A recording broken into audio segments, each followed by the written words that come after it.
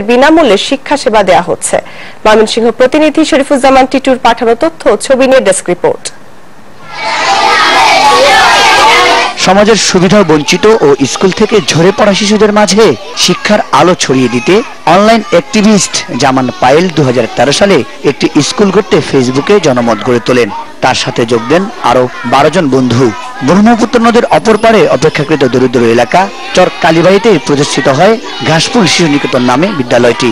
বর্তমানে 50 জন শিক্ষার্থী সেখানে পড়ালেখা করছে।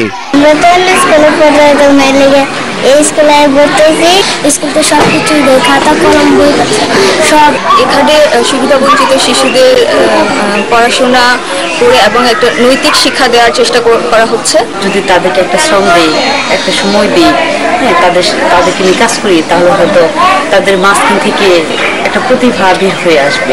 স্কুলটির পরিচালনায় রয়েছে সমাজ সেবা অধিদপ্তরের নিবন্ধিত অনলাইন অ্যাক্টিভিস্টদের একটি সামাজিক সংগঠন। স্কুল নিয়ে বিভিন্ন পরিকল্পনার কথা জানালেন উদ্যোক্তারা।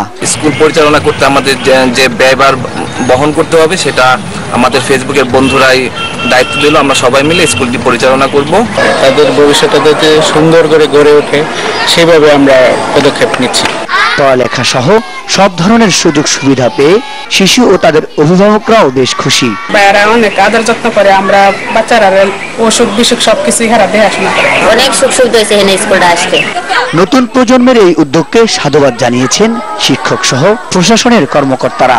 স্ব উদ্যোগে একটা স্কুল করেছে তাদের জন্য, এর চেয়ে মহৎ কাজ আর কিছু থাকতে পারে আমি মনে করি না। যাদেরকে আমরা মনে করি যে সবাই মাদকাসক্ত হচ্ছে, অনেক নেতিবাচক আচরণ তারা করছে, নেতিবাচক আচরণের দিকে ঝুঁকে পড়ছে, তার বিপরীতে এটা কিন্তু একটা বিরাট বড় বিষয়। কেবল সুবিধা বঞ্চিত শিশুদের পড়ালেখার ব্যবস্থাই নয়, অনেক শিশুর পরিবারকে সেলাই মেশিন, গরু ছাগল কিনে দিয়ে স্বাবলম্বী করে তুলতে প্রকল্প হাতে নিয়েছেন বলে জানান উদ্যোক্তারা। মাছরাঙ্গা নিউজ ডেস্ক।